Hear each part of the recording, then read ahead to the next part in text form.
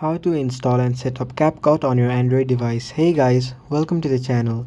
So if you want to download CapCut and want to edit for free, what you can do is first go to Play Store or App Store if you're using an Apple device, then search CapCut.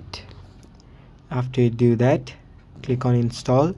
After CapCut is installed, launch the application, then tap on agree and continue. After that, it will take you to this sort of page. Over here you can select what type of content you want to create, and if you don't want to select them, simply tap on skip. Now from here you have various templates that you can use in order to edit your video or photos. If you tap on the bottom left corner, you can see the option edit. Now if you tap on this new video, you can add a new video over here which you can edit, or you can tap on edit photo to edit a photo.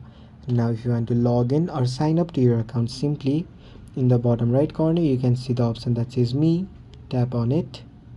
After you do that, over here you can see tap to sign in.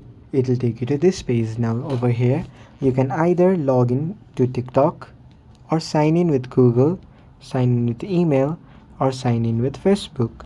Now you can select any one you like. Suppose I'm gonna select sign in with Google. After you tap on it, it will show you various Google accounts over here. Now if you can also sign in with Facebook, with email, or TikTok.